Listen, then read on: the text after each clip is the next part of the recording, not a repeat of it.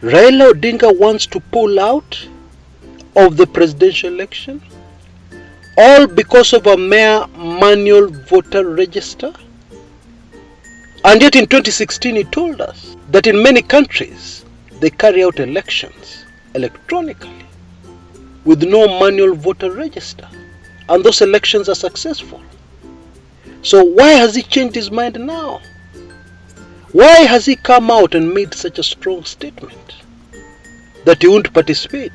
There will be no election if there's no voter register, manual one, during the upcoming general elections. And this is coming barely a month to the most important general election Kenya has ever faced in its history.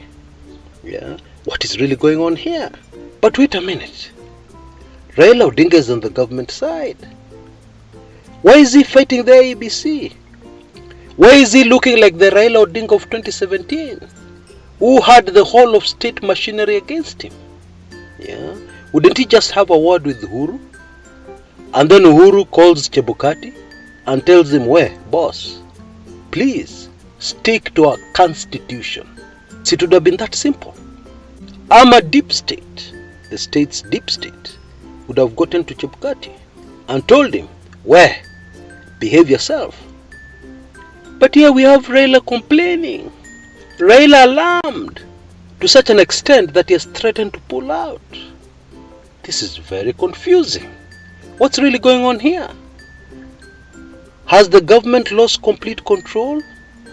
Has William Samoei Ruto taken over the IEBC? In fact, people are pointing to the case of Sakaja. How the IEBC quickly sanctioned Sakaja's degree from a university in Uganda. Very, very fishy. And the IEBC had no problem with that. And yet the same IEBC has been very strict with other candidates, especially the presidential candidates. Many of them are wiped out, disqualified. But then they went easy on Sakaja. And of course Sakaja is in DP Ruto's camp. So people are saying IEBC has been captured by Ruto and his allies. Is this really what has happened? Because if Raila is complaining, this may be true.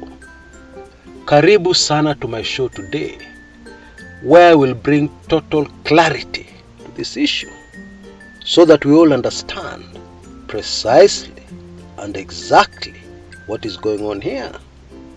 Folks, this is Champions League level politics going on, or high level chessboard politics. It's very easy to get lost and totally confused. But today, you can look forward to complete clarity. Now, if you're already enjoying my video, please remember to give me a like. I'll really appreciate it, because that helps my video to reach more Kenyans, so that I am able to meet my mandate for a better Kenya. And I'm sure you'll support me in that. And we're also in the Kipindi cha Lala Salama, as far as the offer on Let the Blood Flow. Yeah, so if you don't have a copy yet, rush. Because what I'm going to release soon, the video version of this very important book, yeah, you will not be able to have if you've not purchased the ebook on my special offer. You can see details on the screen right now. An amazing offer. Yeah, don't let it pass you by. You can get full details also in the description area below. Yeah, after you're through with this video. Right. Let me not take up any more valuable time. Please enjoy. Twende kazi.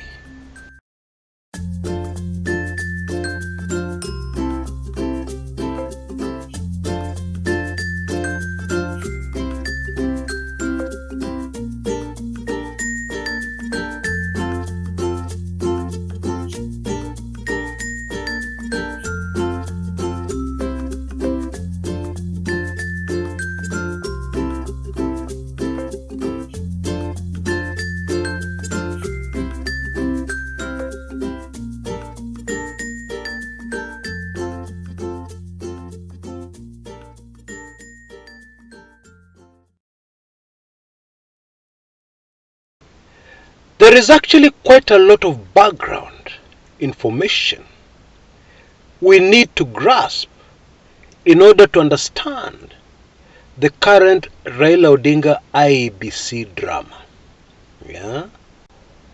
When we have this information, then we'll be able to fully grasp the two reasons, because there are only two reasons, why Raila Odinga has threatened to pull out of the 2022 presidential elections. Yeah? His best chance at being president of Kenya, after being denied many times. It is now emerging that Raila has won the elections, not once, several times, but he has never ascended to power. Now, with the best chance in front of him, he's threatening to pull out. And so, for starters, the reason why Raila is saying this must be terribly important. That is the only thing that would make sense, right? But I want us to start with something that has really confused Kenyans. Yeah? We all know that Raila Odinga is on the government side.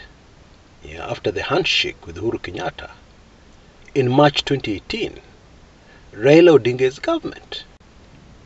He has the ear of the president. Indeed, we can confidently say Raila has been the president's most trusted, most influential advisor since 2018. So what is this business of Raila complaining to Chebukati of the IEBC? Yeah. When he has the ear of the president, when he has government on his side, when he has the deep state on his side. What's really going on here? Now, to be very honest with you, I was more than a little surprised when after the handshake, Raila did not insist that the IEBC chairman goes. Because this is precisely what he did after the 2013 presidential elections. And so many of us expected that he'll do the same this time. Get a completely fresh new team at the IEBC that can carry out a credible election. Folks, this is yet more evidence that this man called Agwambo, he plays the long game. He looks very far ahead and then makes the decision for now. And nobody sees that far ahead. Everybody is thinking of Raila interests at the moment. Yeah? Or Raila objectives at the moment. They don't look as far as he looks. Let us break it down by imagining the following scenario. Raila puts pressure on the IEBC. The IEBC receives a completely new team. What do you think the deputy president and his allies would have said? They would have said that Raila has fixed his own team. There is no way an election can be free and fair when Raila has influenced the appointment of the IEBC officials. And at the same time, Raila must have also been aware, as many people are, that Wafula Chebukati and William Samoei Ruto have a history, indeed a very rich history. It was William Samoei Ruto who saved Chebukati when he was being removed immediately after the 2017 presidential elections. Remember that? It was Ruto's influence and insistence, at that time he still had a say in government, that kept Chebukati at his job. And therefore Chebukati owes William Samoei Ruto. That's the truth. But despite this information, Raila Odinga also knew that it is not the IEBC who rigs elections. No, a lot of Kenyans are still stuck there. In 2002, December, the late Samuel Kivuitu, the former elections boss, ran a very credible presidential election, which was won by Mwai Kibaki by a huge landslide. And he received accolades and praise from all over the world for running a free and fair election in Africa against very strong KANU forces. KANU was the ruling party going into those presidential elections. But then the same Samuel Kivuitu was the man in charge of the infamous, tragic 2007 presidential elections that ended up in the clashes. So what went wrong the second time round? With all his experience from 2002, the answer is simple. Government and state machinery happened. So what I'm saying is that it is not the IEBC or any electoral body in Kenya that usually rigs elections. No, it is the state. And so if you're a government in power and you want a free and fair election, you have to do something very simple. Stay out of the way of the electoral body. And then monitor them closely to make sure that nobody else influences them one way or the other. Simple. You'll have a free, fair and credible election. Now, those who have been following the career of Raila Odinga for some time will know that what Raila Odinga is looking for is a clear win which cannot be disputed. Because he has had many chances of cutting corners. He has had many chances of winning at all costs. He has had even a chance of winning by pushing and putting pressure for his main opponents to be disqualified, and with good reason. That was in 2013. Remember the ICC cases? People approached Raila and told him, you'll win this thing easily. Just put pressure for the right thing to be done, so that ICC suspects are not candidates in these elections. Raila flatly refused. He was not interested in that kind of win. And so Raila must have decided to keep Wafula Chebukati, but then to ensure that there's no dodgy things going on, that nobody will be able to influence the election. You see, as a government, in order to influence the election, you need to break the law. Because we have very strict and clear laws around our elections. And therefore, it is not a mistake to assume that if the state is not involved in interfering with an election, nobody else in the country called Kenya can interfere with that election. And I believe that situation is still intact. That position is still intact. You can't. However, from the experiences of 2017, there is something else you can do to mess up the presidential elections and give yourself an advantage.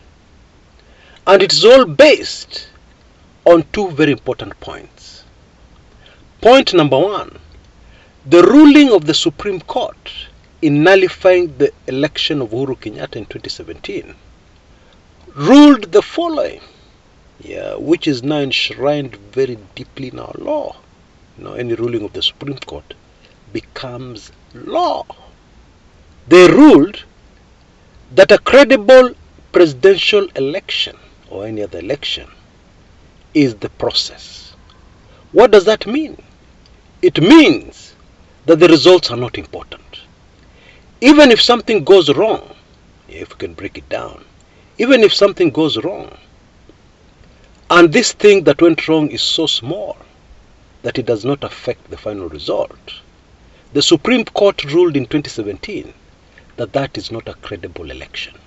The only proper election, according to the Constitution, is an election carried out with close fidelity to the Constitution. So that means the process is much more important than the results. If I can break it down further for clarity, it means that if one candidate wins by a landslide, even 99% of the vote, but there was something wrong with the process, that election is not an election according to our Constitution. And therefore, it has to be nullified and the whole process repeated. It is all in the process. That's number one. Number two is that we learned in 2017 a repeat presidential election is a mess. It is not like a presidential election. It is something very different, a completely different animal. Therefore, if you know you're not going to win the presidential election, it is very easy for you to do the following. All you do is that you make sure you interfere with the presidential election, with the process. You're not interested in the results. You're not interested in stuffing ballot papers. No. All you're interested in is stripping up the process, because you know very well it is enshrined in the law now that if there's something wrong with the process, that election will be nullified. That will be stage one of your plan. And therefore, after that election is nullified, your opponent won by a landslide, you will need to go into a repeat election, which is a completely different animal. And most likely, with this different animal, you will be able to get an edge and squeeze in and win the presidential election. Wow. Isn't that something? In my opinion, this information I've just given you did not cross anybody's mind in 2018, not even in 2019. And I believe also it did not cross Raila Odinga's mind. And that is why in 2016, before the 2017 general elections, Raila is quoted as having said, it is okay for an election to be carried out purely electronically, with no manual vote register. He said that. And now the same Raila is saying, without the manual voter register in every polling station, he's out. There'll be no election. I think now you can begin to understand the reason why. The reason is simply this. It will be very easy for somebody to interfere with the process, because all they have to do is get one or two people, not even more than that, just one or two people in the entire country of Kenya, who go into a polling station and for some reason they are barred from voting. Why? Because their names cannot be found on the voter register electronically. And this is something very easy to achieve, because all you do is you make sure you interfere with the system. Introduce a bug somewhere. Find a way to cause a person's name not to come up, although they're in the voters register. And when that person goes to court, it will be quickly proved that the process was faulty. Therefore, the election, even with your winner who won by a landslide, stands nullified. Kwisha maneno. We have to go for a repeat election. Very ingenious plan. Very evil. And it seems that there's some people in Kenya who are planning precisely this. And it seems that Raila Odinga has gotten wind of it. Hence his shocking remarks recently. It now all makes perfect sense. But now the biggest question has to be, why did Wafula Chebukati, who is a lawyer by profession and who knows what the law says, why would he want to suggest an election without a manual voter register? Why? One would be forgiven for suggesting that maybe those who want to mess up with the election have gotten to him. Because why else? Why else would he want to omit something that is in the law? Start messing up the process early, so that we end up with the inevitable, a nullified presidential election, where the results don't matter. It doesn't matter whether somebody won by how many votes. It doesn't matter whether somebody got 100% of the vote. It just stands nullified. That's the law. In my opinion, and based on my experience, it would seem that our intelligence community has been trying to communicate that idea, that somebody is actually trying to influence the IEBC to cut corners and therefore mess up the process, and we have a nullified presidential election at the end of it. Because all these stories of Moses Wetangula is related to Wafula Chebukati, and Wafula Chebukati gave the business to this and that firm who have dealings with that relative of his, Moses Wetangula. All those stories and all these other suspicious stories we've been hearing, yeah, are really just red herrings. But red herrings designed to make the public sit up and pay attention and look in a certain direction. Yeah, it's actually designed to point us to where the problem is. Because let's face it, did Moses Wetangula start being related to Chebukati this year? Wasn't he still related to Chebukati in 2017 when he was in NASA with Raila Odinga and vying in that general election? Ama they started being relatives last week? You tell me. Bottom line, red herrings designed to make us sit up and look in a certain direction. Because in that certain direction, iko shida. For real. Iko shida. There's a problem. There is something else. And I've said this before on this channel. The people running the Azimio campaign, very smart guys. And I'm sure they're delighted that things are developing the way they are. Of course, we're not going to go into any election without those manual voter registers. Yeah, people will debate, they'll shout, they'll get emotional. But there's no way we're going to go into an election without the manual voter register. That is the law. Okay?